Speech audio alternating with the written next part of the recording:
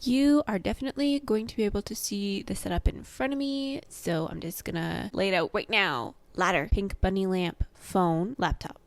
Glamorous life that I do live.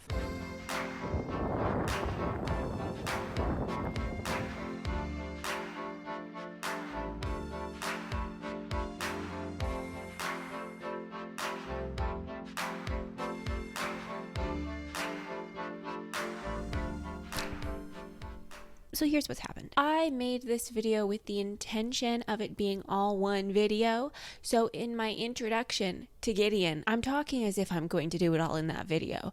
And it would be over 5 hours long, although I would enjoy something like that because I am deranged. My computer can't export the video. It's too big. I have to chop it up, which means I now need a new introduction. Hi, I'm Kalia. And I'm not going to say that I'm a witch, although this look is giving, I think I'm a witch on Tumblr in 2015 listening to Gasoline by Halsey.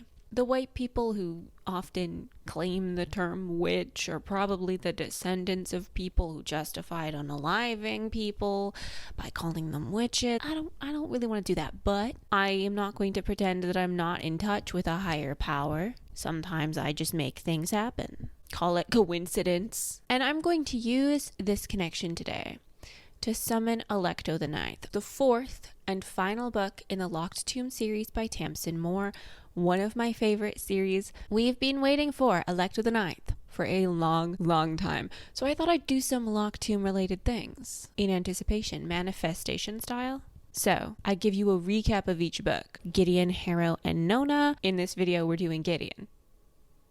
We wish.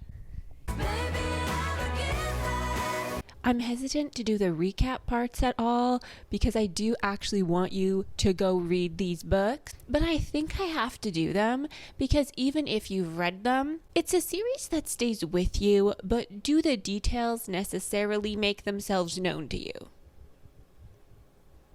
And then, final video, Alecto Bingo. But I do have to also give you a trigger warning. Trigger warning for... oh god. Lots and lots of unaliving. Gore, blood. I might need to put up like a card. I'm trying to think of like that freaking Fourth Wing one that haunts me. Animal death. Burning. Oh, impalement. These books are funny. They are fun. They are also sometimes a little bit dark. That's enough preface, and you can go to the other intro. This is going to be a very spoilery video.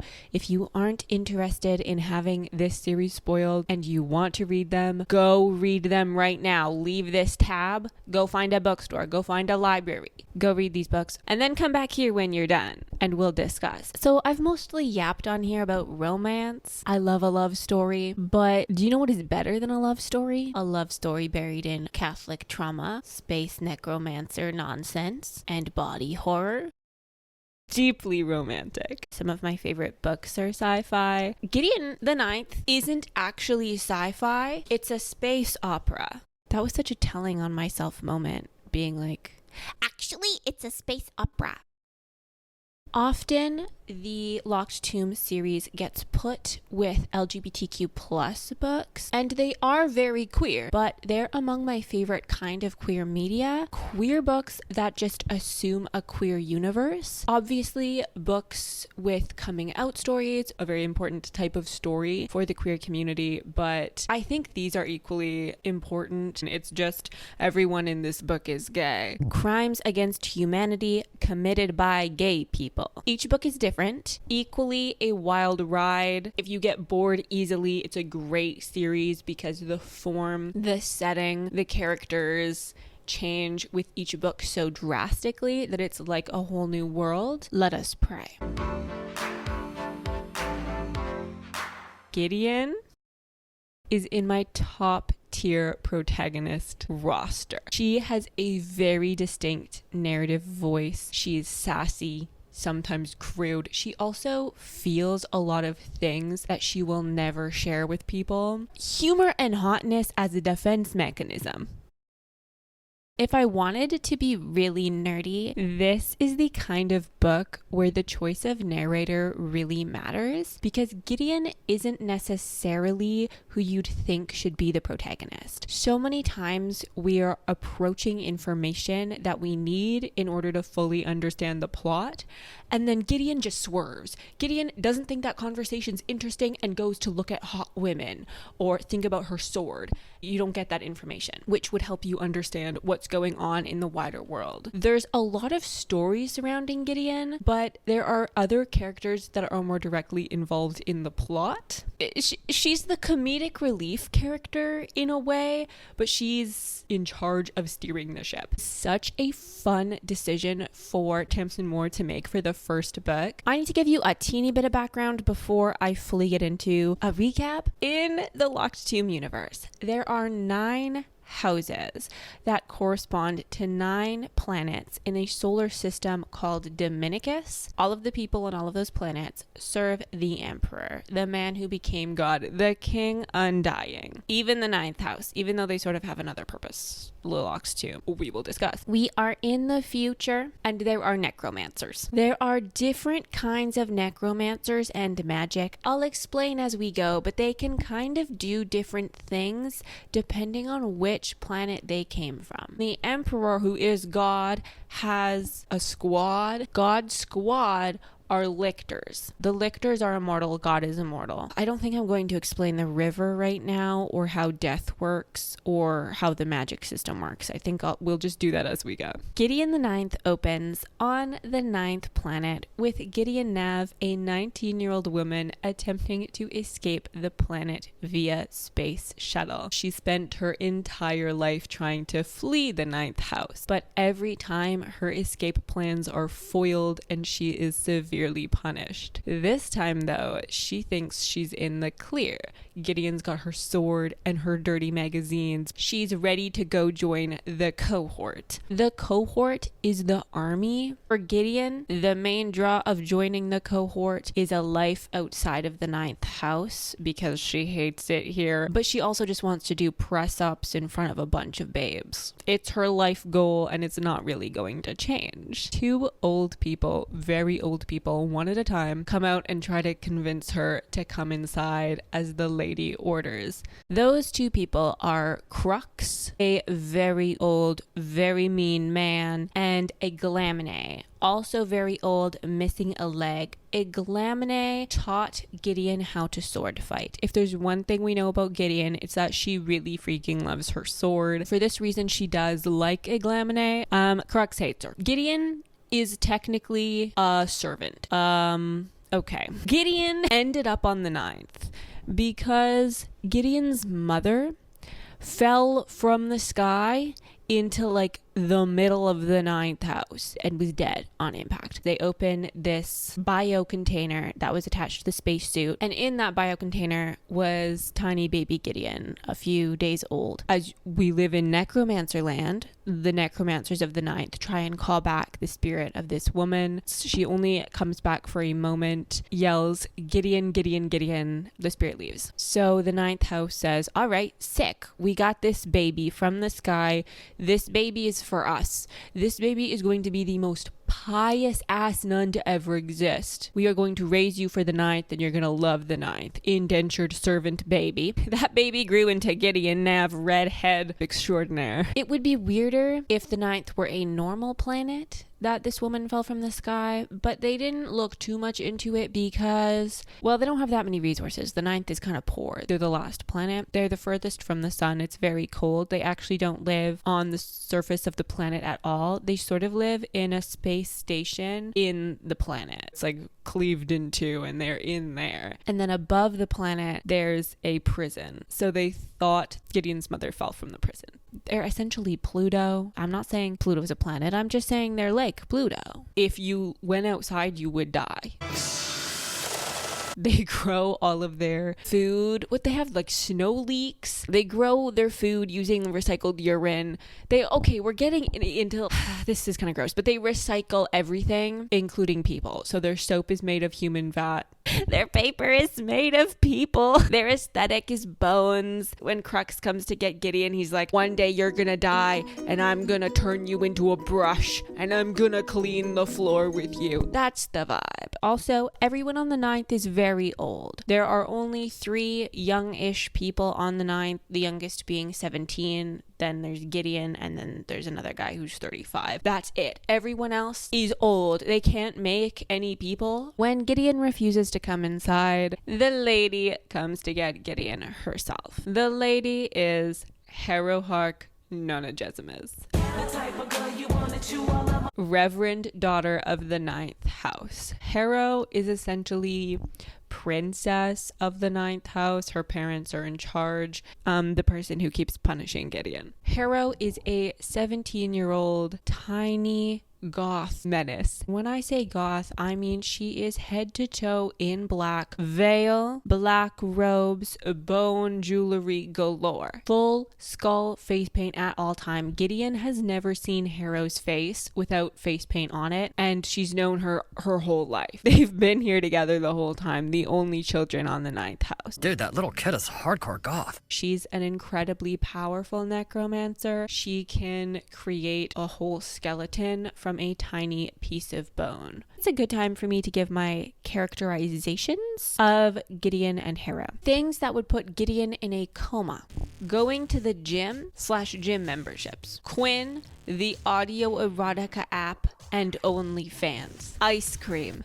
Incels as a concept, but also a community. Pokemon, goth GF memes. Things that Herohark Nonagesimus would not survive. A slightly seasoned McDonald's fry. The photo shoot of Fiona Apple as a knight on the subway. Evanescence. Hot Topic. AO3. One time I leant back trying to be sexy and I hit my head on the headboard. Gideon says, F you, I'm not going back inside. Hero says, fine, okay, we'll fight for it. If you can beat me, you are coming inside. I will give you this form that I've signed that will get you into the cohort, and then you can leave. If I lose, you win the fight, you can leave right now with the form. Either way, Gideon, you're leaving with the form, but if I win, you are coming inside for this very important ninth house meeting we're having. Gideon says, okay. Let's fight, but no magic. Gideon, by the way, is buff as hell. Gideon is hot. Gideon knows she's hot. Would you rather be with a Hello Kitty pajamas girl or a goth femboy? Gideon has nothing to do with her life except workout, run laps, and sword fight. Hero challenging her to a duel, it seems like a pretty easy win. My Gideon Nav locked tomb bounding really is hindered by my complete lack of muscle. So I'll flex for you. Hero, by the way, anytime I have to read her voice, she's talking in a posh British accent, quite high-pitched. So, Griddle.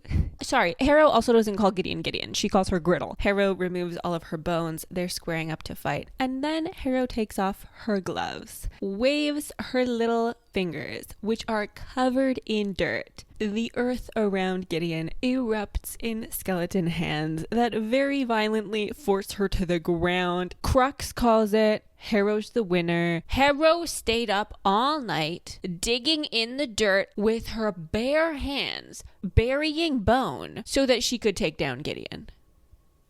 Completely normal behavior to stop your arch nemesis from leaving. Ha ha ha, Griddle. I knew this whole time that this was your plan. I just thought it would be fun if you thought you could get away, and then I foiled you last minute. And then Hero kicks her in the head. Gideon wakes up in the church where Herohark is ruling over the proceedings. So I did say that Hero's parents were in charge in terms of what everyone thinks Hero's parents are in charge, but Hero's parents are actually dead and have been for several years, and Hero is just puppeting them so that no one finds out that they're dead.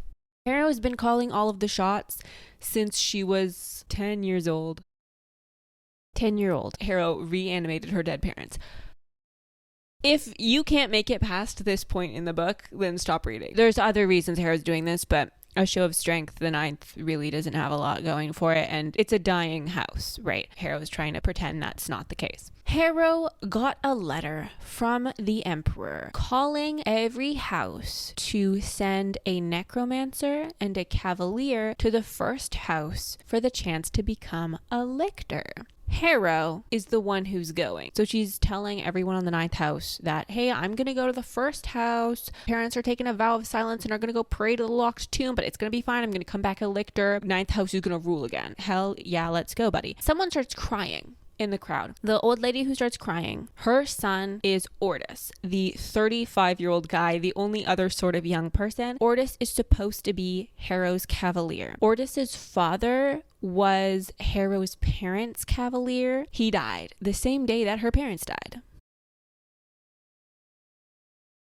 How weird. She doesn't want Harrow to take her son. She keeps saying this is a death sentence. Harrow, shush. Gideon is just loving this. Some old person dies of shock when Harrow reads this letter. The best reality channel for Gideon. Drama in the 9th house. The meeting comes to an end and Gideon goes up to Harrow. Good luck becoming a lictor. Never going to see you again, bitch. Good riddance. And Harrow says, oh, Ordis and his mom just stole your shuttle, actually. So, Gideon, no, you're not leaving. You have to come with me as my cavalier. Harrow, the little scheming minx that she is. Harrow doesn't have many other options for cavaliers. She can't take Aglaminate. Again, Aglaminate has one leg and is super old. Gideon is actually the only person on the 9th house who can stand up and wield a sword. Why the frick would Gideon do this? What's in it for her? You come with me. Pretend to be my cavalier. I become a lictor. You are free. For real this time, you're free. You can do whatever you want. You just need to do this last thing for me. Gideon agrees reluctantly to this plan. Aglaminate does tell Harrow if she goes back on her word again, you better not, Reverend daughter. Gideon and Harrow training montage ensues. Every time Gideon does not wear face paint during the training, Crux comes down and turns off the heating in her cell. They live on Pluto. It's real cold. She almost freezes to death. These are the conditions Gideon has been living under the whole time. We are learning why Gideon really wanted to leave the 9th house. The cavalier's job is to protect the necromancer. You come as a pair, a necromancer and a cavalier. The necromancers are usually pretty frail. They're not very strong. The cavalier's job is fighting. They wield little rapiers, which Gideon has a hard time with because a rapier is a very lightweight, flimsy, silly sword. Gideon's used to the weight of her long sword. Also, if someone insults the necromancer, their cavaliers can fight about it. Necromancers are kind of useless in space because they rely on life and death energy, thalargy and thanergy, in order to do magic, and there's none of that out there in space. When the Emperor's army is taking over planets, sort of the job of the cohort to unalive people so that the necromancers who then come in after them have energy to work with.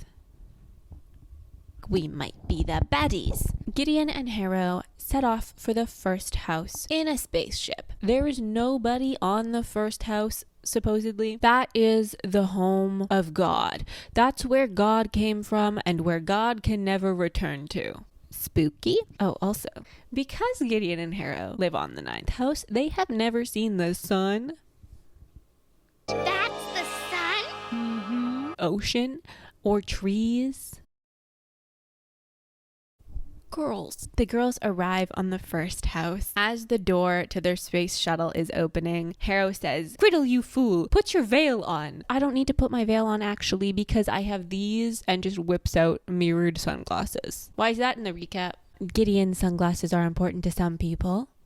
Some people being me. The ladies depart the space shuttle, Harrow vibrating with anger at Gideon as usual. It's just water all around them. And then this giant house. 3 old men come out of the house to greet them. The main one that you need to know is Teacher. Where I'm from, we call fries Potato Jeremies. He's very excited to have people on the 1st house. They don't get visitors. All of the other contingents from the other planets are leaving their spaceships when there's a bit of a kerfuffle. A woman passes out. Gideon, spotting a damsel in distress, rushes over to catch her. As Gideon is holding this woman's body, the woman wakes up. Oh my god, I'm sorry to cause such a scene. Oh my god.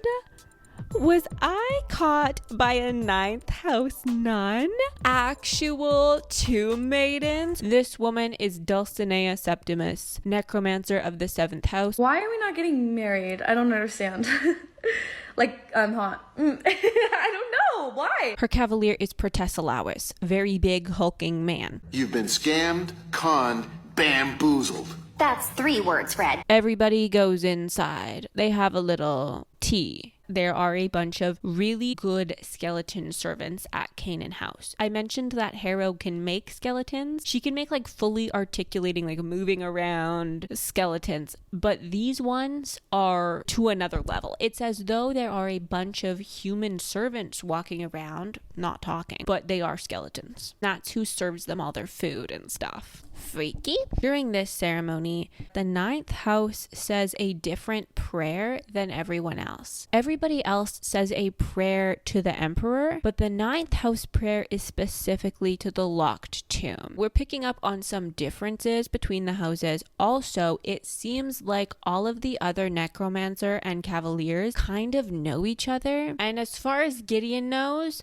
the 9th doesn't really do that kind of social thing. They call up all of the cavaliers one by one and give them a large ring. Teacher says the only rule here at Canaan House, which is the name of the house, is that you cannot enter a locked door without permission. Good night! The 9th house ladies make their way to the 9th house quarters. Everything in this house smells like mold. Everything in this house is very old and kind of dank. There's a giant bed and then kind of a little bed at the foot of the giant bed. Gideon, no, I'm not sleeping there, takes all her bedding into the other room and sleeps on the floor. They're so stupid. I love them. Gideon is woken up in the night. She looks out the window and sees all of these skeletons pushing their ships off of the dock and into the water.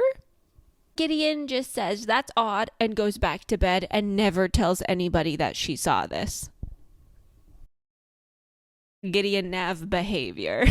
We are trapped here. Not my problem. Gideon wakes up the next day only to find Harrow's gone. Harrow's gone and Harrow took the key ring. She left a bunch of passive-aggressive notes for Gideon saying, don't talk to anybody, don't do anything, put your makeup on, bitch. Gideon resents this, but Gideon does listen to her. Also, because of the whole catching Dulcinea Septimus fainting thing, Harrow made Gideon take a vow of silence, so she can't talk to anybody else in penance. As Gideon is in the main dining area, a man comes up to her and says, hi, I'm Magnus Quinn. Magnus is the cavalier of the 5th house. Kind of a middle-aged guy, dad vibes. That's my dad! And his necromancer is Abigail Pent. I just feel like women. And they're married. You're not actually supposed to marry your necromancer. There's a lot of rules about cavalier necromancer relationships, but they got married first and then became cavalier and necromancer, so they kind of got around it. As he's talking to Gideon, these 2 teens behind him are a little panicked. Don't talk to her about us. These 2 teens are Ianthe Tridentarius, necromancer of the 4th house. I have the power of God and anime on my side! And Jean-Marie Chateau,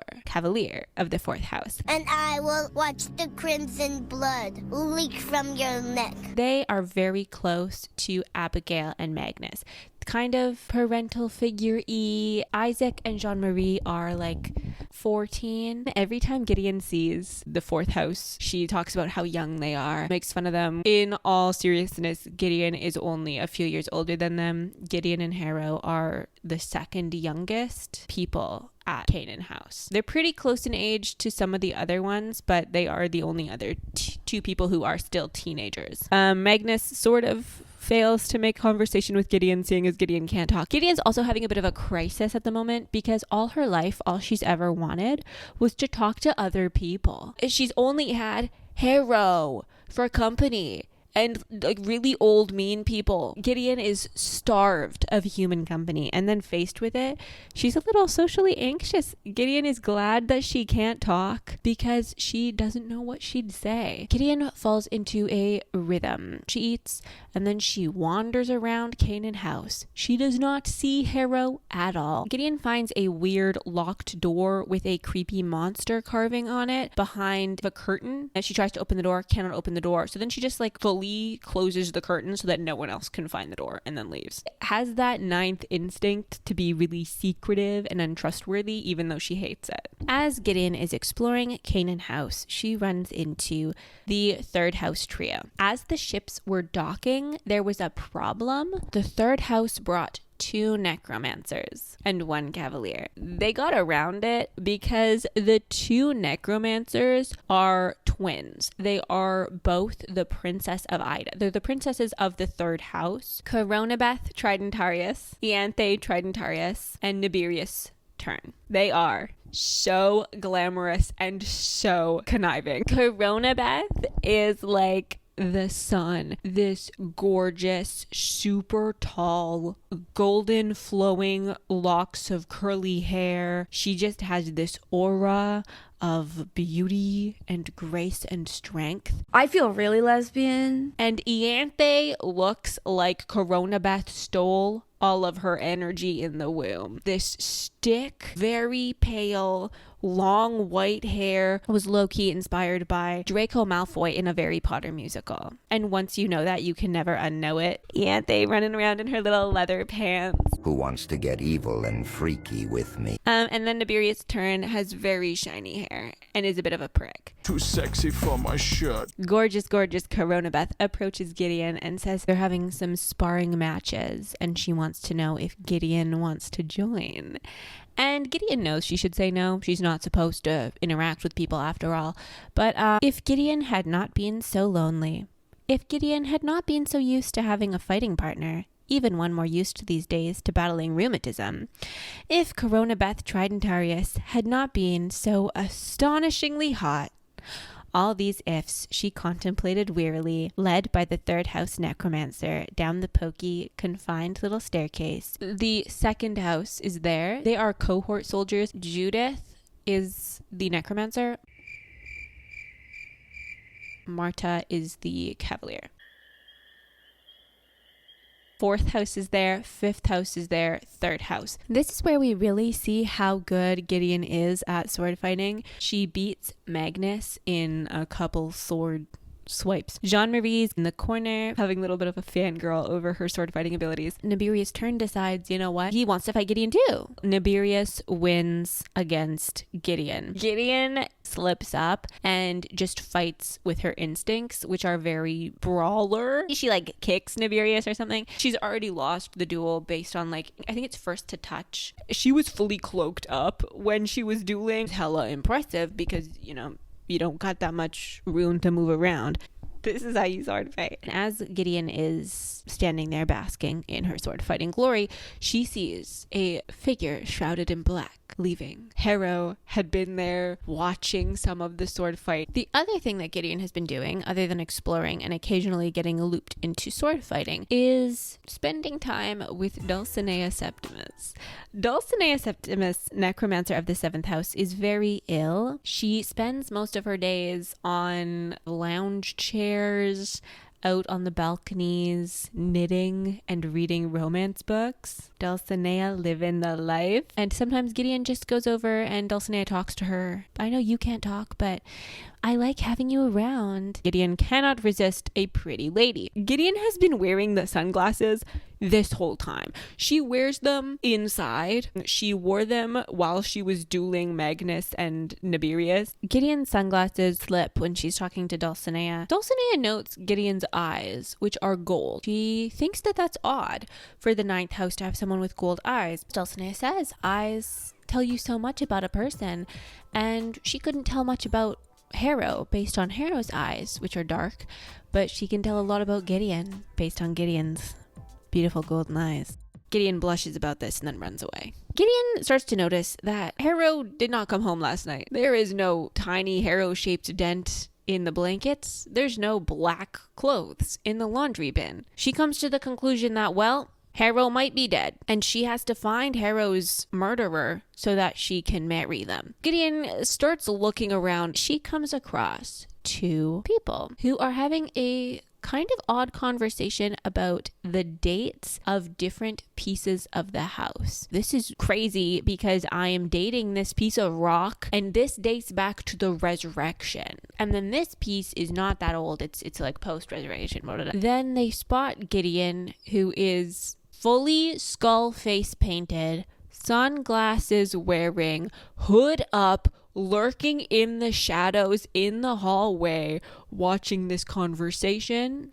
So understandably, one of these two people attacks her, does a couple flips in the process. Gideon is just in awe of this person sword fighting and gets really excited to sword fight them, kind of having a great time, until the other person says, Camilla, stand down. These two people are Palamedes Sextus, necromancer of the 6th house, and Camilla Hecht, Cavalier of the 6th house. I love Palamedes and Camilla. Another one of the younger ones. I think they're in their 20s. Camilla has a hell of a bob. You do know that I'm known for the bob. Palamedes is kind of built like that guy from Atlantis. Science rules. That's Palamedes. They're the smart ones. Palamedes looks at Gideon and says, you're looking for Nona Gesimus. He hasn't seen Harrow since she went into the vault yesterday. Gideon is being a little bit irresponsible, letting Harrow wander around by herself. And Gideon, what are you doing trying to get into the vault? There is this hatch in the room that goes into the basement. There's another level to Canaan House that we didn't know about until now. So Gideon is fruitlessly trying to open this hatch because she hates Harrow so much. Palamedes keeps telling her, girl, it's locked. Girl, it's locked. You can't open it. Gideon says, well, then help me open it.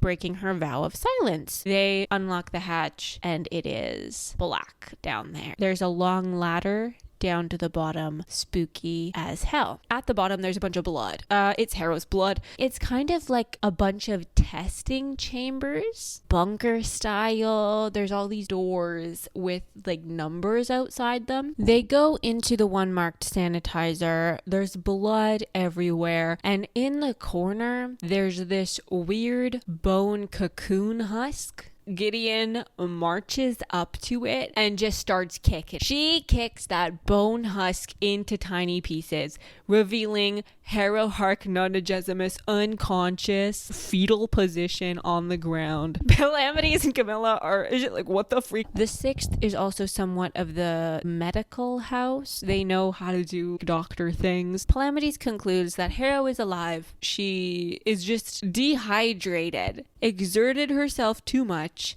panicked, built herself a bone cocoon, and fell unconscious. You're not ascending to godhood. You're just dehydrated. Out of my way, gay boy! I'm about to liberate my divine self from this mortal shell! Palamedes tells Gideon, take her back upstairs, make sure she gets some sleep and drinks some water. Gideon carries Harrow all the way back up the stairs. If Harrow's head has been knocked on some corners, who cares? Puts Harrow into Harrow's bed. Harrow sort of comes to and says, you guys overreacted. I was fine. I was resting. Harrow Hark, I can never be wrong. Nona Gesimus. Harrow and Gideon have the closest thing to a civil conversation that they've had to date. They come to the conclusion that they kind of have to work together. Harrow is exerting herself so hard that she is going unconscious in bones in basements. And Gideon is looking like an idiot because she's letting this happen. This isn't a good look for the 9th house. Harrow says, fine, here is my book made of human leather in which I have a complete map of Canaan House, which I made the first night we got here. Harrow Hark Nona Gesimus. The first day they got there, Harrow took the key ring, went to teacher. She asked for permission to enter a locked door, so he gave her a key. Harrow used that key to open the hatch door, and we can assume that there are other keys because there are a lot of other locked doors in the house which Harrow is marked on her map. As Gideon looks at the map, I know something you don't know. That door that Gideon had found with the creepy creature on it, and they mark that on Harrow's map as well. Harrow tells Gideon the reason she was unconscious is because there are different tests in that basement. No matter how many skeletons she produces and then sends into this chamber, they all just get annihilated by something. But she can't see what the something is because of how the room is set up. Also, strangely, Harrow was a big fan of Gideon beating up people in the sword fighting, not disapproving at all. She does disapprove of Gideon chatting to Dulcinea Septimus. So the next time that Harrow goes down to the basement, Gideon goes with her. Gideon sees that when Harrow activates the room, a giant ass skeleton monster construct comes out of the vents. And as soon as Harrow stops pressing the button, kind of turns into vapor. There's no trace of it. Gideon says, I think you should send in me. Harrow ignores her. Gideon says, if you wanted a cavalier who follows orders and just lugs around bones, then you should have brought Ordis. And Gideon goes in the glass chamber with the scary monster. When Gideon goes in the chamber, something odd happens to Harrow and she starts making pained sounds and then ordering Gideon where to strike. Odd, but okay, Gideon listens to her. As Gideon fights, she starts to see these kind of glowing bits of energy on the creature where Harrow has been ordering her to hit. So Gideon tries to fight the monster. Gideon does not succeed. Harrow says, oh my god, I have such a headache. Being in your brain was so noisy. What the heck, Gideon? Your whole brain lights up when you fight. Gideon, what the freak do you mean you were in my brain? Calm down, Griddle, not like that. But essentially, Harrow was seeing through Gideon's eyes in order to figure out necromancy power things. Gideon says, oh, is that what the lights were? And Harrow's confused because Gideon should not be able to see thenergetic signatures. That's a necromancer thing. Weird. They're gonna try again tomorrow. Gideon and Harrow return to the 9th quarters, only to find an invitation on real paper, Gideon tells us, because Gideon lives a very sad life. An invitation to a dinner party that the 5th house is throwing. The wedding anniversary, and they're adorable. Gideon says, Harrow, can we please go? He can go try and defeat the basement monster afterwards. Harrow relents. I can't describe what they're wearing. It's all of the other houses are kind of dressed normal, and then there's the 9th house in full on. They're not nun habits, but it could be. It's like what the Pope wears. They're decked out. Gideon's just excited she's going to get to try a dessert for the first time in her life.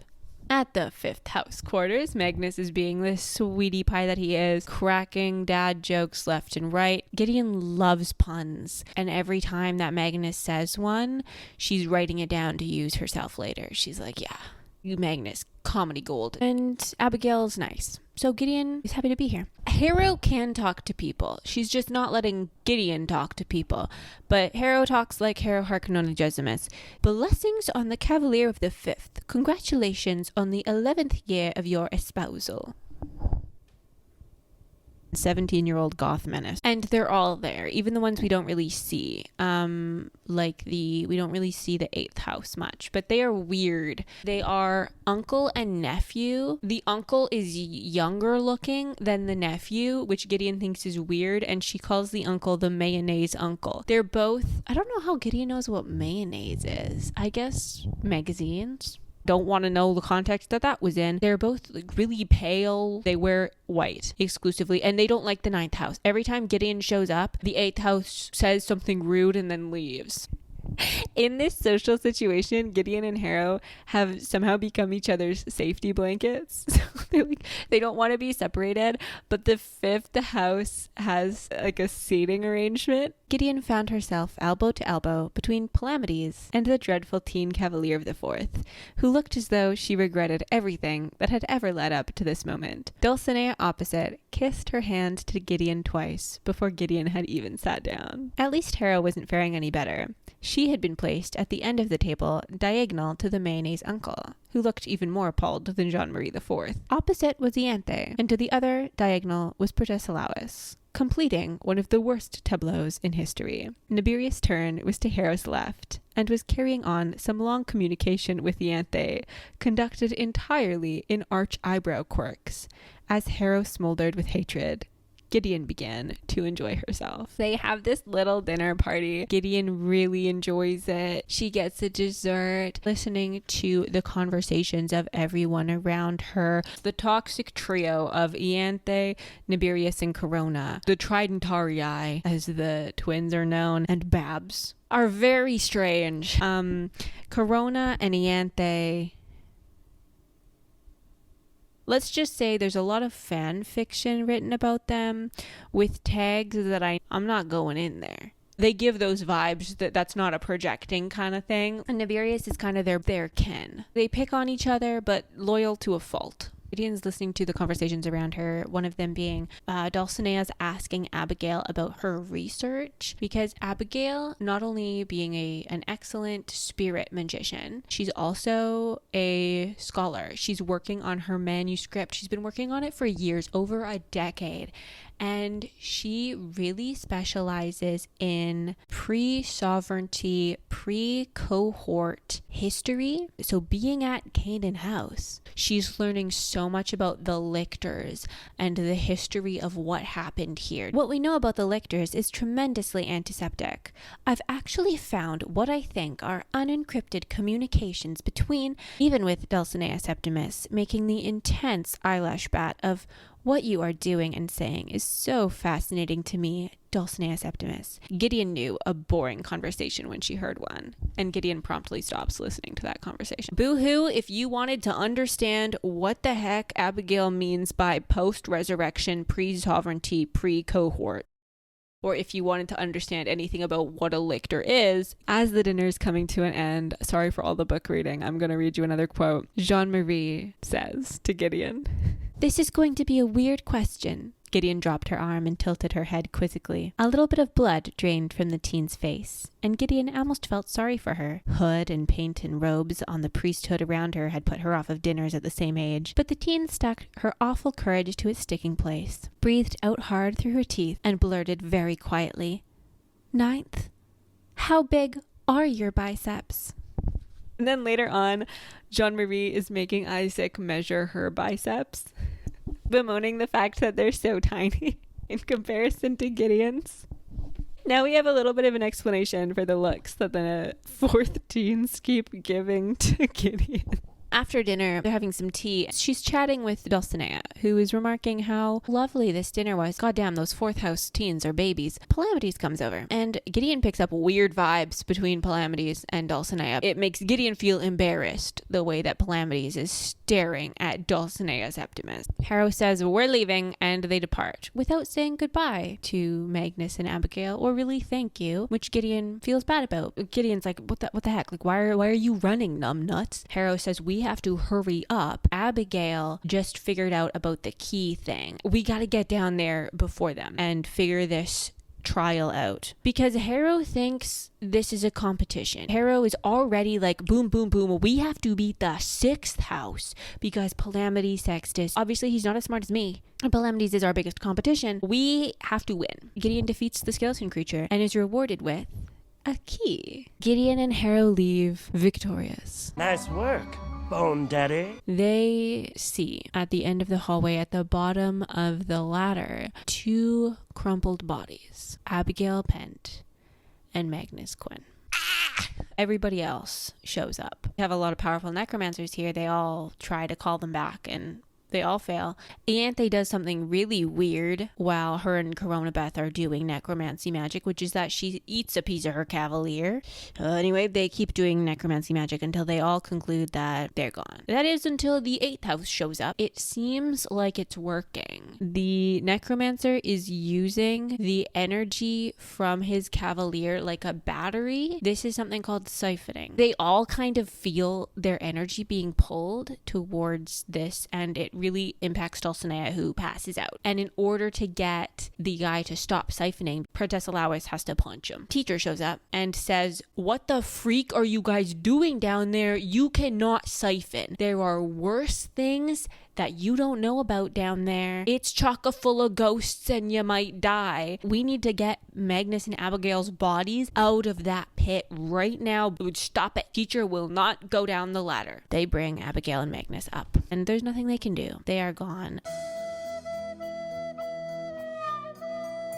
The teens are obviously distressed. They all start talking about what happened here. It's weird. They were either pushed off of this ladder or something happened to them at the bottom. There might be something in this house that is a danger to us. Here we figure out who has keys. The 9th house, the 7th house, 6, and 3. But weirdly, Coronabeth didn't know about the keys, Ianthe knew about it.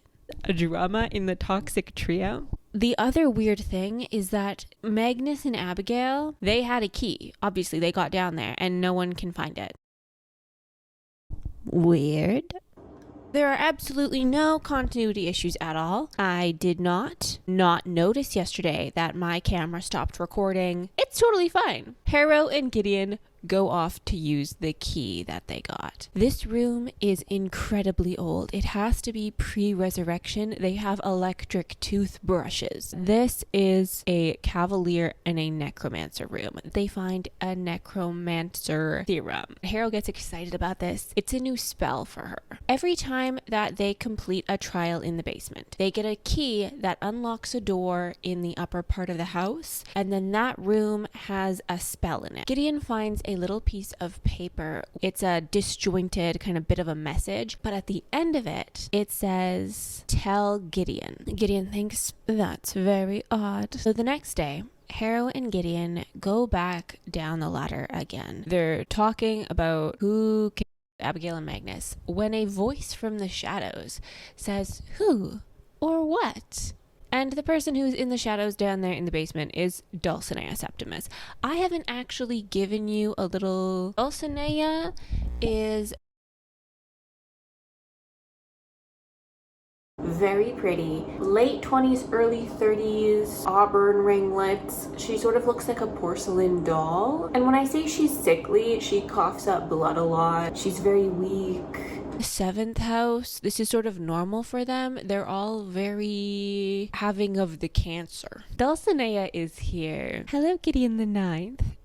Because she found a room and she can't do the trial. Not that she is necromantically unable to do it. She's physically unable to do the trial. She takes Harrow and Gideon to this room. Gideon holds out her hand and helps Harrow across a large gap in the floor. There's a force field and like at the far end of the room there's some sort of box, but if you put your hand through the force field, your skin goes all shriveled, you very, very, very quickly. The necromancers can kind of just heal themselves. It takes up necromantic energy. You can't heal yourself fast enough to get to the box. As they're problem solving this puzzle, Dulcinea says, "Oh, Palamity said you could probably get about 3 seconds in before you died." Harrow's instantly triggered because Dulcinea Septimus did not come to her first. When Palamides worked out how to solve the puzzle, he wouldn't do it. And that's why Dulcinea went to Harrow afterwards. So in order to sustain that amount of necromantic power needed to get to the box, the necromancer has to siphon energy from their cavalier. When the 8th house does this, also I didn't tell you the names of the 8th house guys. Column's the cavalier. Whenever I'm about to do something, I think, would an idiot do that? And if they would, I do not do that thing. Silas is the necromancer. No! God, please, no! No! When the 8th house does this, they do it a little bit differently. The soul of the cavalier goes somewhere else. It leaves his body, and then the necromancer sucks up all of the energy left in the space by that soul leaving. When Colum goes into these trances so that Silas can siphon from him, there's a chance that he won't make it back to his body. It's a very dangerous thing, and the 8th is the only house that does this. It's actually outlawed on a lot of houses, but like all necromancers can siphon. Palamides would have had to draw power from Camilla. He was certain that he couldn't do it without killing Camilla, and Palamides and Camilla are ride or die for each other. He wasn't going to do that. They add their keys to that big ring they were given at the start. And Dulcinea has a basement key. She also has another key that Gideon has spied. But if Harrow and Gideon help her complete this trial, she'll give them the key that they get from this room. And you can go look at that theorem. And then you give me the key back. Gideon and Harrow go and have a little discussion about this. I don't have my contacts on this time. I'm blind, so my face is going to be in this book. I'd rather be your battery than feel you rummaging around in my head. You want my juice? I'll give you juice. To which Harrow says, "Why?" And Gideon just says, "Probably because you asked." That's all it takes, Griddle. That's all you demand? This is the complex mystery that lies in the pit of your psyche? Gideon slid her glasses back onto her face. She found herself saying, "That's all I ever demanded. You asswipe." They begin this trial, and as soon as Harrow crosses that line into the force field, Gideon regrets every choice leading up to this decision. She's in more pain than she's ever experienced in her life, and Gideon has been through a lot of pain. Gideon is on the ground screaming. If Gideon pushes off this force that she can feel taking her life away, Harrow has 3 seconds. Dulcinea is holding Gideon, stroking her hair. Poor baby. She can't see. She feels like her heart's stopped beating. Gideon realizes that she's in the process of dying when she hears a voice. Gideon! Gideon! Harrow Nonagesimus was kneeling at her side, naked as the day she spawned. Most horrifyingly, she was absolutely nude of face paint. Without paint, she was a point-chinned, narrow-jawed, ferrety person with high, hard cheekbones and a tall forehead. There was a little divot in her top lip at the philtrum, which gave a bow-like aspect to her otherwise hard and fearless mouth. The world rocked, but it was mainly because Harrow was shaking her shoulders. "Ha ha," said Gideon. "First time you didn't call me Griddle." And died. Gideon wakes up to find Harrow no longer naked, now wrapped in a cloak. Harrow takes the key from Dulcinea and then helps Gideon back up to the 9th quarters. Harrow says, "You really almost died, Gideon. You don't even really seem to care." As Harrow keeps talking, she's getting more and more frustrated. "I should have walked away like Palamedes, but I can't afford it. I have to become a lictor, Gideon. You don't get it. I have to do this. Need to go to the end of this competition." Party. Gideon wakes up the next day feeling like she just died. Someone knocks on the door.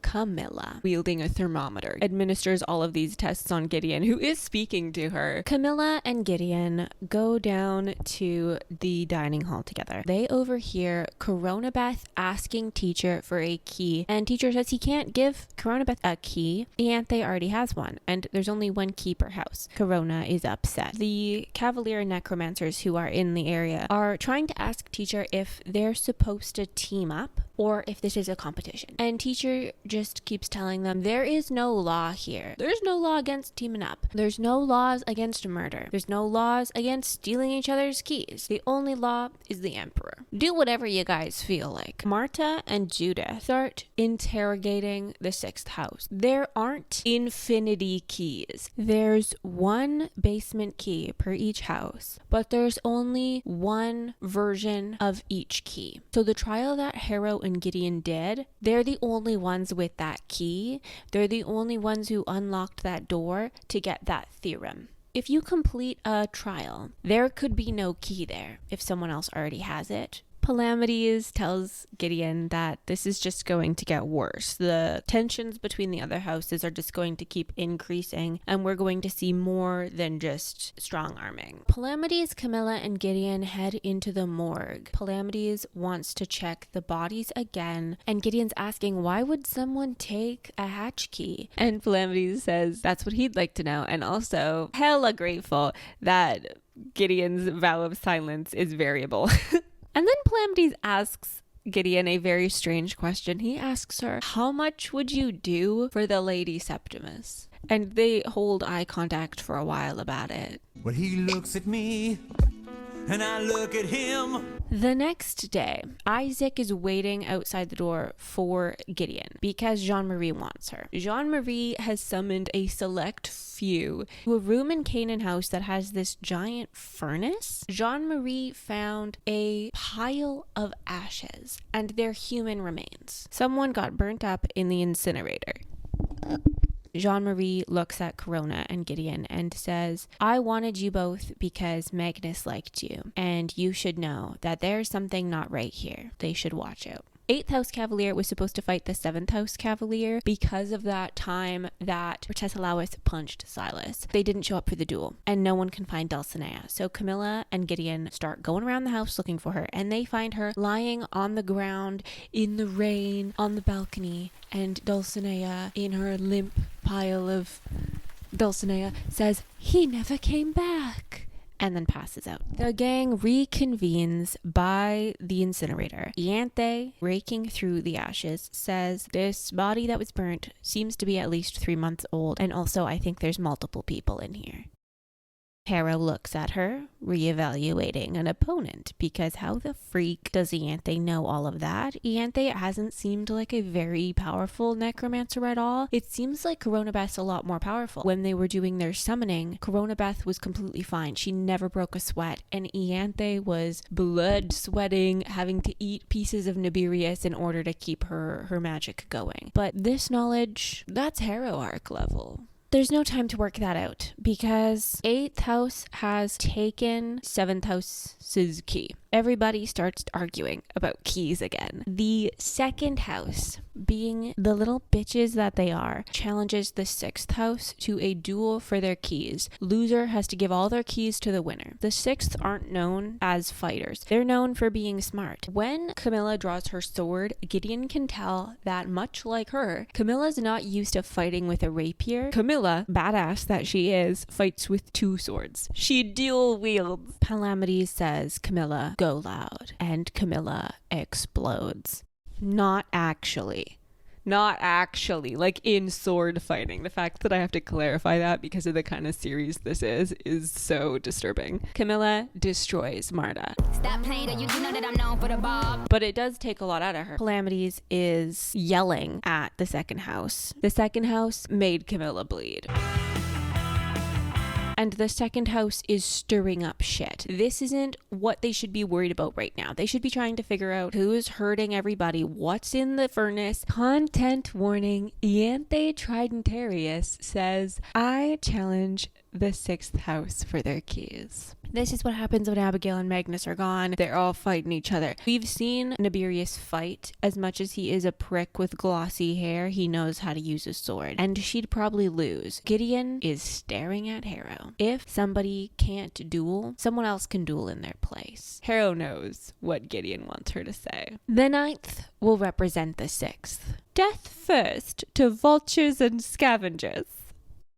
Jean-Marie jumps up on the table and says the 4th will also fight for the 6th. That makes the 3rd house back down. Everybody leaves except the 4th house, the 9th house, and the 6th house. They are going to team up and help the 7th. They decide that half of them are going to go look for Protesilaus in the basement, and half of them are going to stay with Dulcinea. Harrow, Palamedes, Camilla are staying with Dulcinea. Gideon, Jean-Marie, and Isaac are going into the basement. They're all getting ready to go. Palamedes is bandaging Camilla's arm. Isaac is braiding Jean-Marie's hair. And Harrow passes Gideon the keys, all of them that they have, and says, "You better bring these back here," or Gideon hugs her. When she realizes what she's doing, she puts her back down and says, "Thanks for backing me up, my midnight Taggart. It was good. You were good." Harrow, at a total loss for words, eventually managed the rather pathetic, "Don't make this weird, Nav," and stalked off after Palamedes. Okay. Gideon, Isaac, and Jean-Marie go down into the basement. The lights start to flicker. On the wall, written in dripping blood, are the words, "Death to the 4th house." Something starts chasing them. It was simply suddenly there, like a nightmare. A squatting, vertiginous hulk, a nonsense of bones. Gideon says, "Run." Oh my god, I can't talk about this section without tearing up. Loser behavior. Isaac stands his ground and continues to keep fighting it with his necromancy. The construct impales him on its spiky spider legs. Isaac is unalived. Jean-Marie is screaming, crying she wants to fight it. Gideon picks her up. Gideon keeps running. She goes to that room behind the curtain, which she has a key to. Jean-Marie and Gideon are hiding in this room. Jean-Marie falls asleep and Gideon falls asleep. And This is a rough part. When Gideon wakes up, Jean-Marie is dead, violently unalived. On the ceiling, written in blood, are the words, "Sweet dreams." If you didn't think that this book was living up to the horror tag that it often gets up until this moment, you have no doubt about it now. Gideon goes a bit catatonic. She can't really remember anything that happened after they took Jean-Marie out of her arms. She remembers Harrow yelling at her, saying, "You idiot, you fool." Harrow and Gideon had just started to have something of a friendly relationship. Remember, they hugged. Gideon really thinks this is her fault. She really hates herself for this, and she thinks that Harrow hates her for it too. Gideon seeks solace in Dulcinea in the hospital ward. She's looking on the verge of death. Gideon tells Dulcinea that she doesn't want her to die too. Dulcinea laughs and says, "I'll probably live forever. Whatever happened to one flesh, one end." Gideon scrunches her face in thought and says, "Why, I've heard that before. Why does it sound familiar?" And Dulcinea looks at her and says, "Well, you would have said that in your oath to your necromancer. That's what the necromancer and cavaliers say when they get bonded. But you're not a cavalier, are you? And you're not a ninth house nun. You're something else." Gideon doesn't really care that the ruse is up and comes clean. "I'm just here because no one else could come." And then Palamedes comes in and they all make awkward eye contact about it again. And he looks at me, and I look at him. Gideon, spiraling, leaves the room very dramatically. She runs into Silas and Colum, who want her to come for tea so that they can tell her about all of the awful things that the ninth house has done. And they imply that they know Ortis and Ortis's mom. Gideon says, "Eat me, milkman," and then staggered around the corner. The 6th house and the 9th house are sort of a team now, Team 69. Palamedes and Harrow have different views on what the point of all of these trials are and how to become a lictor. Palamedes thinks that all of these separate puzzles and spells add up to something bigger, that learning all of these things is the answer to becoming a lictor. If the answer is what Palamedes is suspecting it is, then this is wrong and none of them should want to become lictors. Harrow doesn't think that. She's like, there's no way that messed up thing that this is all adding up to is what it is to be a lictor. It has to be that there's a secret door that if you complete all of the trials, you will get the master key. And you will learn the lictor theorem. Palamedes says, "Okay, Harrow, if you help me pick a lock and also give me a copy of your map, I will give you all of my notes on lictoral theorems." 69 Squad makes their way to the door. Camilla checking in on Gideon's mental health, which is not doing so well. Camilla has been saying some other odd things about the relationship between Palamedes and Dulcinea. Gideon's like, if Palamedes wants me to introduce him to her, like, just say the word. I don't want to cramp his style. Like, he could if he wants to. There's nothing serious happening there. Camilla says the last thing that Palamedes needs is an introduction to Dulcinea Septimus. The lock is blocked with bone.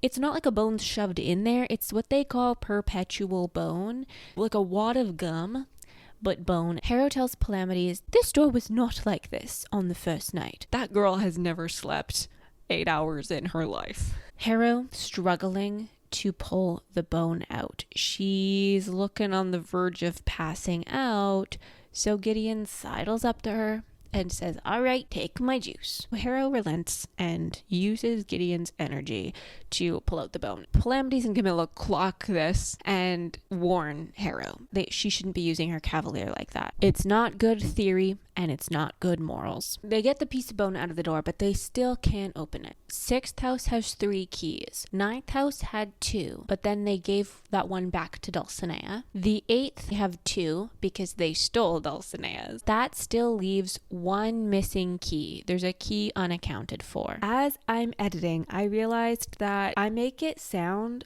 like this door is the door with the missing key. That's not the case. They know who has this key. It was originally Dulcinea's key. Now the 8th house has it, and they just don't want anyone to have keys or do anything, so they're just sitting on it like angry hens. They can't get the key from the 8th house that they'd need to open this door, so no one can open it. But Palamedes has touched that key because when Dulcinea went to get him to see if he'd do the walking through the force field challenge, she let him see and touch her keys. What is that, like third base? Stop it.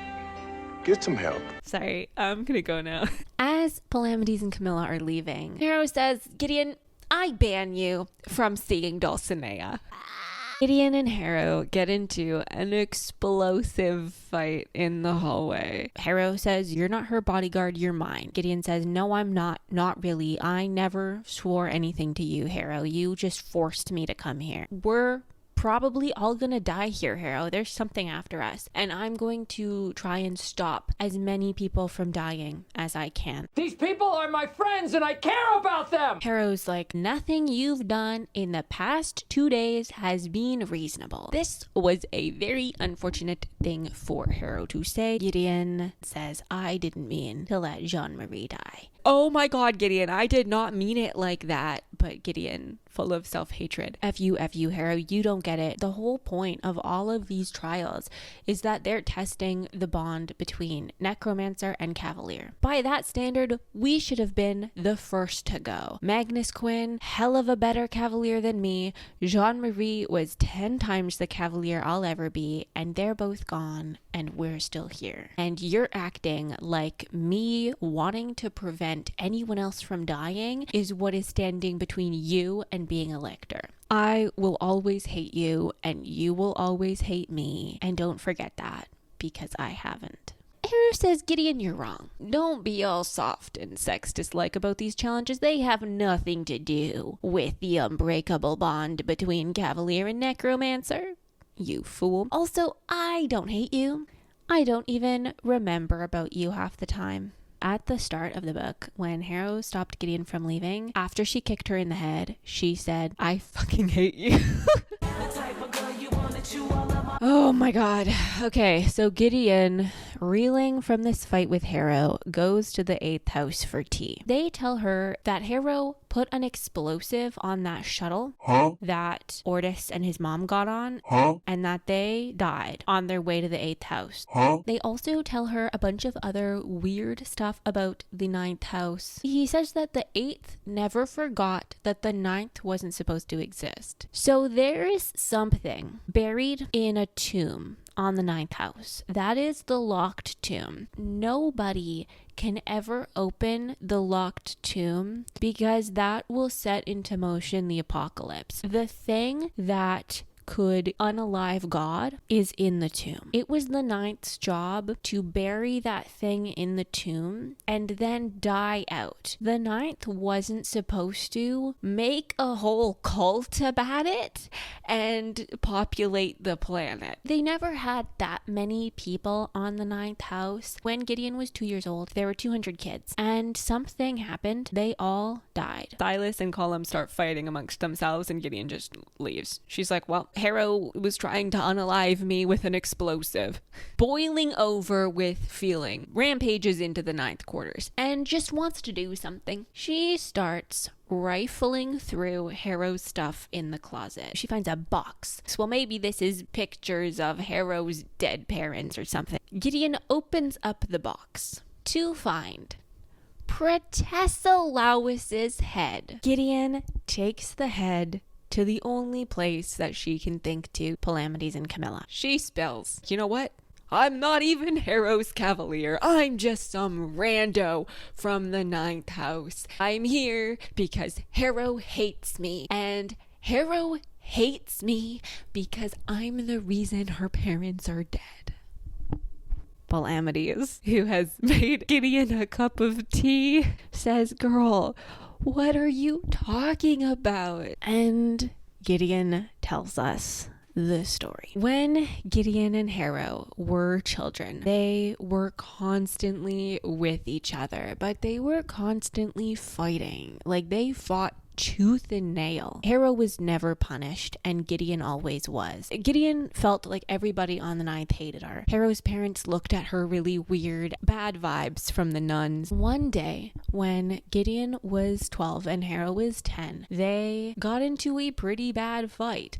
Harrow clawed the skin on Gideon's face, and later on, Gideon finds Harrow inside the locked tomb. The locked tomb doesn't have a key. It's locked with necromantic theorems beyond anything that any necromancer knows how to do. Even if you get past the door, you would go through unimaginable suffering. You do not want to get into the tomb. But Gideon comes across open tomb, baby Harrow standing there, and Gideon runs off to tell Harrow's parents. Harrow's parents call Harrow in. Gideon is waiting outside, excited because finally Harrow is going to get in trouble. But Harrow never comes back out. Gideon opens the door to see why Harrow hasn't come out. And Harrow's parents unalived themselves. And Harrow's just sitting there. Palamedes looks at her and says, Gideon, you should not need me to tell you that 11-year-old you was not responsible for the death of 3 fully grown adults.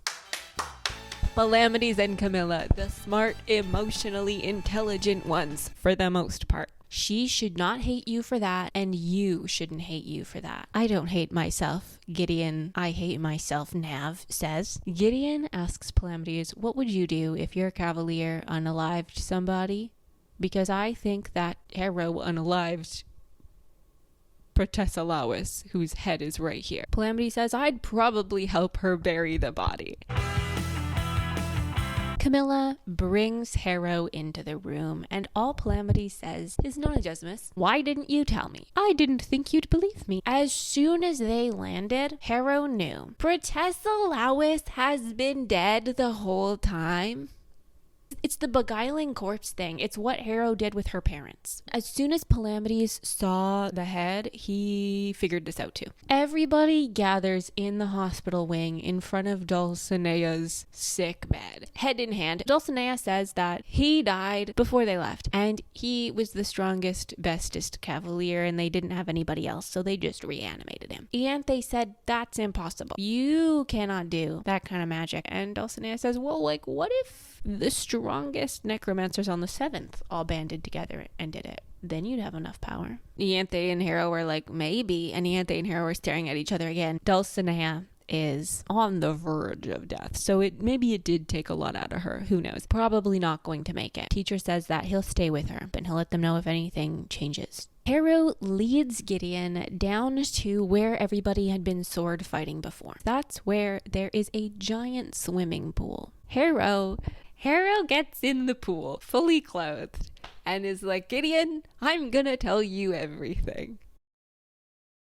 They lock the doors. Gideon jumps in the pool too. Gideon can ask Harrow whatever she wants. Circle of secrets kind of time. And Gideon asks, why did you send us into the basement if you knew Protesilaus wasn't down there? She thinks that Harrow was trying to get her, Jean-Marie, and Isaac unalived because Harrow knew that Protesilaus wasn't in the basement. She found him no longer working and took his head.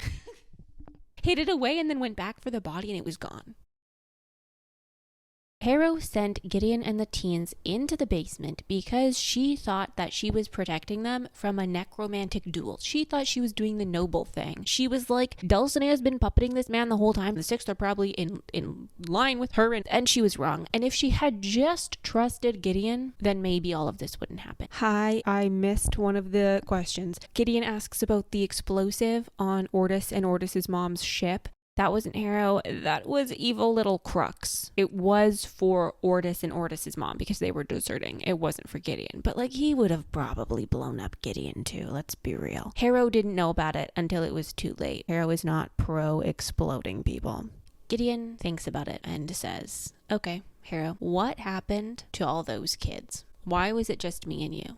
And sort of Ortis. And Harrow's parents were having a really hard time having a child. They thought this was going to be the end of the 9th house. In order to ensure that they had a child and that child would be the strongest necromancer to ever necromance, they did something that is very illegal. And they unalived all of the children in order to create a big blast of the energetic energy. Gideon, thinking, is like, okay, well, why the freak didn't I get unalived too? And Harrow says, well, you were supposed to. You were breathing in the substance that they used to unalive everybody. I don't know why I'm still making an attempt to say this without saying certain things. Little tiny 2-year-old baby Gideon was the only one who was still alive. That's why everybody on the 9th looks at her like that. It's because all the old people who were in on that plan to look at the evidence of what they did every single day. Gideon just looks at Harrow in the pool and says, well, do you think you were worth it? And Harrow says, if I became a lictor and I brought my house back from the brink of extinction, no, I am a war crime. Gideon's self-hatred nav is only challenged by Harrow, I super hate myself, nonagesmus. Then Harrow says something weird, but I'd do it again because of what's in the locked tomb. Hello? Gideon's like, all right, well, what the freak? Harrow, you guys aren't supposed to want to open the locked tomb. Their whole prayer is like, let the stone remain closed forever. Harrow's like, yeah, my parents didn't get it either. That's why they offed themselves. So Harrow knew what she was this whole time. She knew that she's always been a little war crime. Not a great thing to know. 10-year-old Harrow had decided that she was going to try and open the locked tomb. And if whatever in it was worth protecting, then all right. If not, she was going to open the airlock and walk out. Gideon says, but you did come back. You came back and then I unalived your parents. And Harrow's like, what the freak are you talking about? My parents unalived my parents. You didn't do it. Gideon's like, no, yeah, I did it. That's why you hate me. Harrow's like, no, bitch. My parents tried to get me to do it too. They thought they were doing a kindness to themselves and to me because they thought that I started the apocalypse. After her parents were... She couldn't do it. And when Gideon came in the room in that moment, Harrow knew that Gideon could see her, that she knew what Harrow had done and what Harrow couldn't do. She couldn't do anything that her house had ever expected of her, even though she was the price of their future. And Gideon looks at Harrow, sopping wet rat, and says, Harrow, I'm so sorry. And Harrow loses her mind. Why are you apologizing to me? Your whole life I've put everything into hating you because I couldn't hurt myself enough. Gideon grabs Harrow, pulls her underwater, and Harrow's like, hell yeah, I'm being drowned. And then Harrow realizes that Gideon's hugging her. When they part, Gideon kisses Harrow on the forehead and says, one flesh, one end. Bitch. Baby, there are ways to be sexy that would make your fucking head spin. And they are now officially necromancer and cavalier. Normal behavior. Sopping wet, Gideon and Harrow are still sitting next to the pool, and Gideon asks her, all right, what the fuck is in the tomb? There's a lake, and in the middle of the lake there's this coffin, and in the coffin there's a girl. Harrow's eyes kind of go all funny as she's talking about this. And when I saw her face, I wanted to live.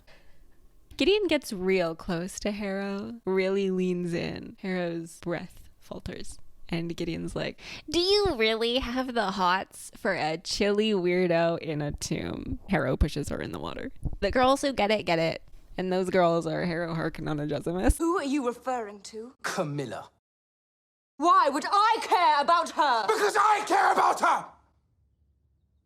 Morning, noon, and night I care about her! Calamities has an idea. They're going to try and make a key out of the bone gum and use that key to break into that room that was locked. because the sixth house can do this thing. Like, you know how they were dating stuff earlier? They can like sense things that people have touched. So Harrow, using that image from Calamities, can make the key and discover a bunch of weird shit. Who's surprised? There's a bunch of pictures, a bunch of notes, and one of those photos is a picture of Teacher. Okay. Well, this is freaky. This is thousands of years old. Teacher's still here. It's circled and it says 500 into 1. It is done.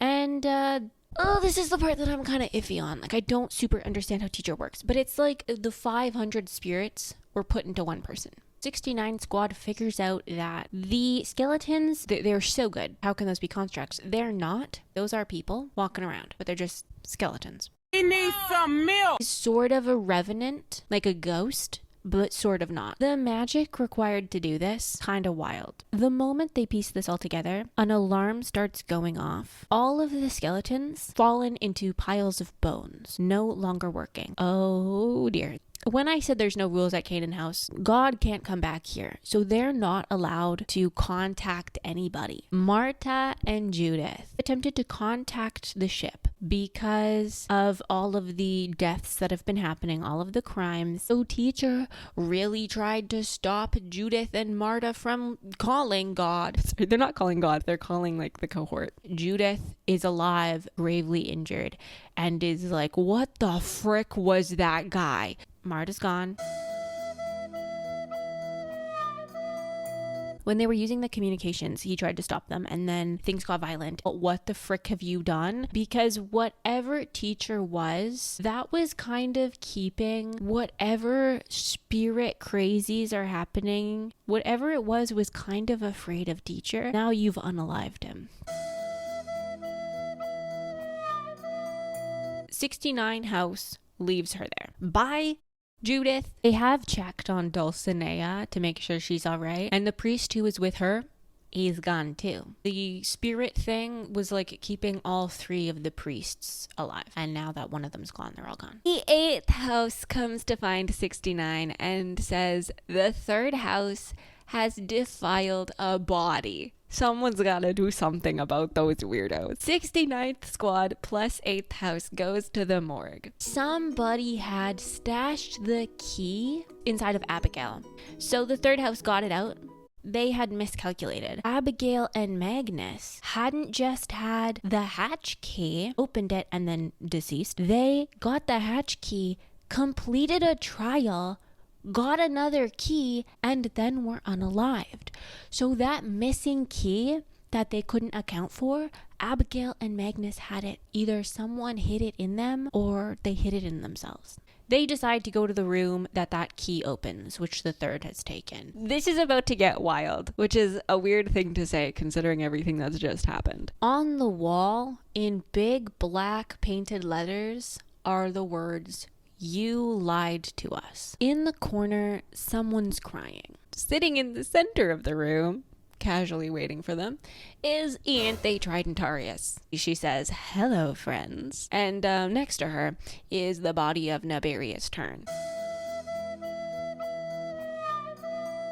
And the person crying in the corner is Coronabeth. R.I.P. the toxic trio. They'll never be the same again. Ianthe's like, I don't know why you guys are worried. He's gone. I won. I'm a lictor. I did have this whole speech prepared, but I'm kind of feeling a little sick right now, so I can't do it, but admit it. This smarts for you, especially you little 9th goblin at Harrow Harkononogesimus. What do you think of that, huh? I'm the champion this time! You knew something was up with me, even though I did my job really well. So, the ruse is up again. Coronabeth's not a necromancer. What the fuck? Ianthe is just really powerful and has been being 2 necromancers her whole life and hiding it. Why? Because they have a weird twin bond and don't want to be separated. And Coronabeth is not crying in the corner because Naberius is dead. She's crying in the corner because Ianthe unalived Naberius to do this lictor thing instead of unaliving Coronabeth to do it. They're weird. Ianthe learned via following everybody around creepy stalker style, going into the testing chambers and figuring out what the different challenges were. She never saw any of the theorems, any of the spells that like Palamedes and Harrow did. She just got vibes. Here we now have how you become a lictor. According to God and Ianthe Tridentarius, separate the soul from the body, pin the soul, eat a little piece of the person. She says it can be anything. A piece of hair, a little bit of blood. It doesn't have to be that much.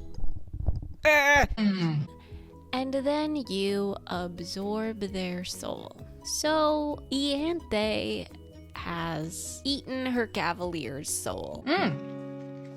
Delicious way. Nibirius' turn is now inside of Ianthe Tridentarius. What's going on? Ianthe's villain monologuing this explanation, and as she's doing it, her eyes are flickering between her purple eyes and Nibirius' Turn's eyes, really struggling to keep it together. She's kind of having this weird fight with Nibirius, but like as herself.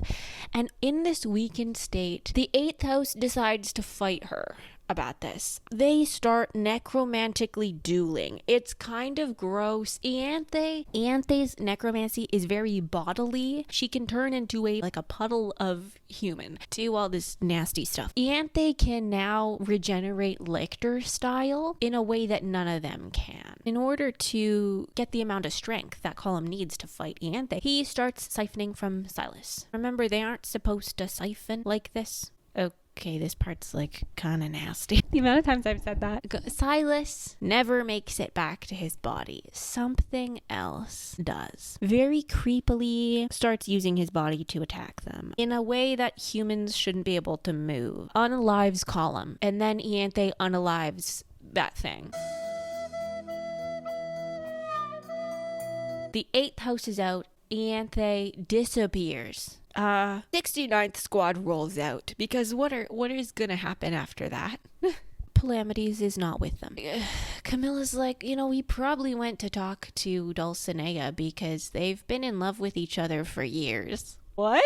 Yeah, they used to write each other letters all the time. Dulcinea knew she was going to die, so she broke it off with him. When we came here, he was just happy that she looked like she was finding some joy in talking to you. So Gideon lies down on the floor. She's a homewrecker. She cannot believe she's done this to Palamedes. They were going to get all their stuff together and go find Ianthe, but she has to make a pit stop and go apologize to Palamedes. Gideon sprinting through Canaan House sees Palamedes just as he's about to walk into the medical wing. When he looks at her, suddenly Gideon cannot move. She is frozen there. Palamedes, looking very unlike himself, walks into the medical wing and says to Dulcinea, "I should have talked to you first." Gideon remains frozen outside of the medical wing. Palamedes touched the writing on the wall, and 6th house can know things via touch, right? That writing was done by the same person who wrote the blood on the wall. And Palamedes wants to know why the 5th. Why did you unalive the 5th house first? Dulcinea says, because Abigail Pent just wanted to know so much about the lictor history. She kept asking for pictures. And then Palamedes says, what did you do with her? Dulcinea says she's in the furnace. So this isn't Dulcinea. Who are you? A platypus? Parry the platypus! Dulcinea Septimus, who Palamedes was in a relationship with, sort of pen pal lovers for years, is in the furnace. The person pretending to be her on this bed, who unalived the 5th house and the 4th house, the one who's gummed up the lock, hid the key inside of the bodies, they've done everything. It's her. She says, I never lied to any of you guys. I had nothing against you. It wasn't about you. I just wanted to ruin his lectoral plans. Okay. I mean, I did want to unalive all of the head people of all the houses. Yeah, that was part of the plan, but it wasn't because of you guys, I wanted to cause enough chaos for him to have to come here and deal with it. I am actually from the 7th house, that's why I look so much like Dulcinea, and I am actually dying of cancer. I don't know why I'm telling you any of this, you baby, but you should be really glad that none of you became lictors. And Palamedes says, I never would have done that to Camilla.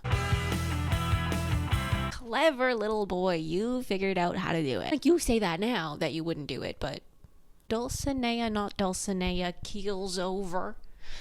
Very sick. Palamedes says, I just needed you to keep talking for a little while longer. Now it's kicking in. He is sped up her cancer. Dulcinea, not Dulcinea, laughs. It's going to take a lot more than that to unalive me, little boy. Palamedes goes, I know that, and I assume that you know about thanergetic fusion. Dulcinea, not Dulcinea, says, what? And Palamedes yells, Gideon, tell Camilla. Oh, never mind. She knows what to do. And then Palamedes explodes. This time, when I say that Palamedes explodes, I mean Palamedes actually explodes.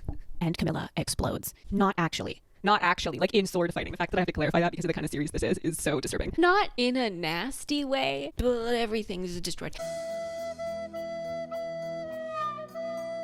From the ashes, a figure emerges in a tattered hospital gown. My name is Cytherea the First, she said, lictor of the great resurrection, the 7th saint to serve the king undying. I am a necromancer, and I am a cavalier. I am the vengeance of the 10 billion. I have come back home to unalive the emperor and burn his houses. And Gideon the 9th, this begins with you.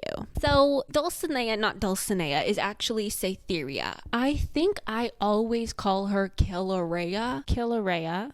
And that's not her name. So I'm sorry if I've called her Kilauea. Hi, Editing Kalia here to say that I was wrong about the pronunciation again. It's Cytherea, but because I can't read and I listen to a lot of audiobooks, the audiobook narrator says Kilauea. She's not saying Cytherea. There's no th sound when she says it.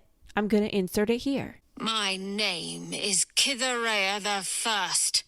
That actually might be Cytherea, and I just can't hear. So, it's not Cytherea, but it's not Kilauea. Also, apparently you pronounce Harrowhark Nonagesimus, and I'm not gonna do that. Gideon starts to fight Cytherea. Cytherea's not alone because she makes and controls that giant construct that unalived Isaac. Harrow and Camilla join back up with Gideon. Harrow now has Gideon's sword. Gideon smuggled her broadsword to Canaan House. As Gideon and Cytherea are fighting, Cytherea is saying kind of strange things to Gideon. She says that Gideon isn't going to die here. She has let Gideon live before. Do you remember that time that she unalived Jean-Marie and didn't unalive Gideon? And Gideon really reminds her of the Gideon that she used to know a long time ago. Explanation for the weird note. There's another Gideon. This Gideon, Gideon the 9th, has way prettier eyes than that other Gideon. Gideon's like, stop saying cryptic shit. We are just gonna keep fighting. And at some points it seems like they might actually win. Palamedes gave Cytherea turbo cancer so she couldn't fully heal. There is a funny moment where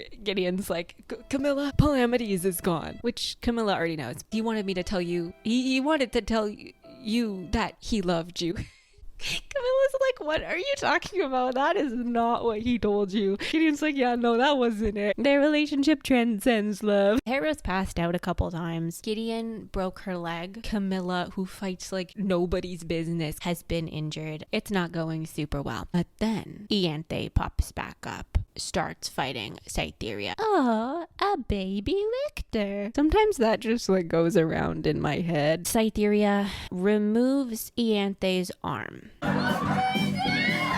Ianthe is incapacitated. They all keep fighting outside next to the gated garden. Harrow builds them a little bone dome that Gideon, Harrow, and Camilla are hiding inside of. Cytherea, her bone construct, which they damaged quite badly, came back, and it's hammering on the bone dome. Harrow is on the ground, blood soaked, because she's exerting so much energy to keep this dome up. Any minute she's gonna fall unconscious again and cease to exist. She says, jump in the ocean. I'll distract Cytherea as long as I can. You two are making it out. Gideon says, nope, bitch, that's a stupid plan. Camilla chimes in to say, guys, I'll be the distraction. They both say, no, Camilla. Gideon does not want to be haunted by Palamides. I have to keep laughing through the pain of Palamides being gone. Harrow looks at Gideon and says, have you really forgiven me? Not gonna cry. Confirmed. They were going to eat it. Of course I have, you bozo. I don't deserve it. Maybe not,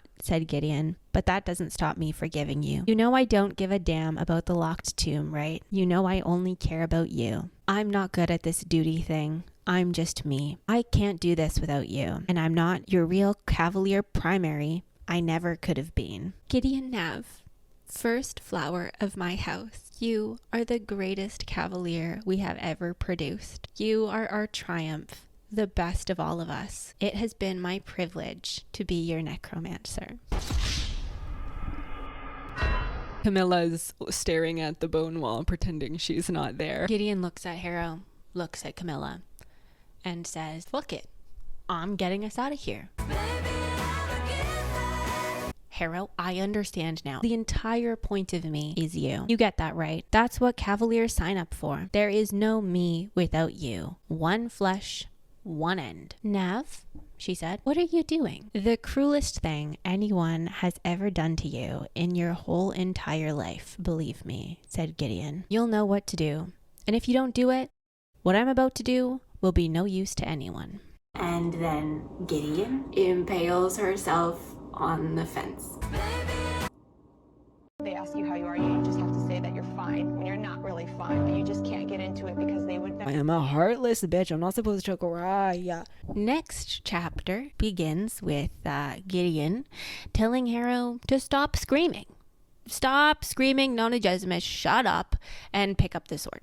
Don't look at me, just pick up the sword. Harrow picks up Gideon's sword. When you become a lictor, you get all of your Cavalier's fighting abilities, muscle memory, but they cease to exist as a person. That's why the Cavaliers wield tiny rapiers. That's the only sword that a weak little necromancer is strong enough to wield. So Harrow's really struggling to lift this broadsword. Gideon's helping her lift up the sword. Harrow, who is now a baby lictor, defeats Cytherea thanks to Palamides.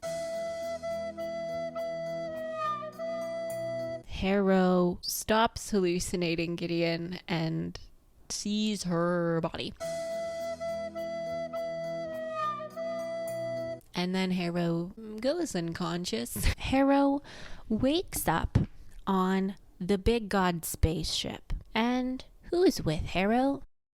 God. The first thing Harrow does is beg God to undo it. She wants him to bring Gideon back. And God tells her he can't do that because she is a lictor now. She's absorbed Gideon's soul. And he apologizes. It wasn't meant to go down like this. They were all supposed to have a choice whether or not to become a lictor. But they really need lictors. All of his lictors, most of them are gone. There's only a few left and they really need new ones. The Emperor is struggling. So he's glad that Harrow's here. God tells her that they don't know where Gideon's body is. Camilla wasn't there. The only person that they picked up, Ianthe. God offers that she can go home or she can stay with him. Learn how to be a lictor.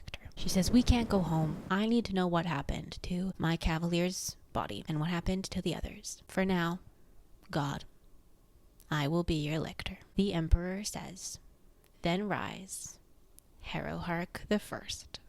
I'm not gonna sleep tonight. That's Gideon the Ninth. Thoughts on it? Oh my god. This book legitimately changed my life. Murder mystery dinner party and then there were none. I was really looped in by it was showing up on a lot of like sapphic book lists. I didn't know about the horror parts. It's truly brutal when the fourth house teens die and I wasn't expecting that. A Harrow, it gets more gory. This book, the gore is maybe a 5 out of 10 on the gore scale. I'd say Harrow's like an 8.5 out of 10. It's not really my vibe. I don't like watching gore, but I really, really enjoyed this book. Not in spite of the horror, but I think that it's well incorporated and I think it's well done. It's a very suspenseful atmosphere, and also like the stakes feel very real. You understand why the characters are the way that they are. Tamsin Moore made me so attached to some of them in one book and then took them out. When I complain about people having pointless characters or people, you know, like not spending enough time on character relationships, this is proof that you just need to have those characters interacting and using meaningful moments to be able to build a relationship with them amongst each other and with you, like the reader. Masterclass in characters. Again, Gideon, one of my favorite characters, and the fact that this book ends with her dying is crazy. My top 3 Gideon the Ninth moments. The Canaan House dinner party. I love all the parts of this book before things go to shit, and that's the last moment that everything is sort of normal. And I just like when the dysfunctional family is being dysfunctional. There's just so many top tier moments in that scene that are excellent, like characterizations of people. You learn so much about them saying so little. Nibirius giving eyebrow wiggles to Ianthe because she's sitting next to Harrow. Stop. Number 2 is Harrow Harkononogesimus in the bone in the basement. I love reading grad school AUs of the Locked Tomb because there's no other setting that gets the energy. If Harrow were a contemporary like osteology student, she would be up all week, no sleep, paper, lab, and then you'd find her curled up in the corner, passed out from dehydration, and Palamedes, her classmate, would have to carry her to Gideon's dorm so she could force feed her Gatorade. Any universe, like, you know who this person is in the bone in the basement. Number 1 moment, the pool scene. Such a beautifully written scene. It's like a baptism, but of secrets. That's so stupid. Can you tell I went to Catholic school? Yeah. Wow. That was a lot. It's almost like I just recapped all of Gideon the Ninth and had really smudgy glasses and messy hair the whole time because I was blind. If you thought this book was too much, don't watch the Harrow video. You are going to see my descent into madness in real time. That man right there. I love the little black feral cat that I found on the streets and really didn't want me to take her in. Ianthe Tridentarius. And she won't even eat the cat food I keep buying her. They kiss. I lied. All she wants to do is pray. I don't know who that is. If you made it this far, I appreciate it. I don't think anyone's here.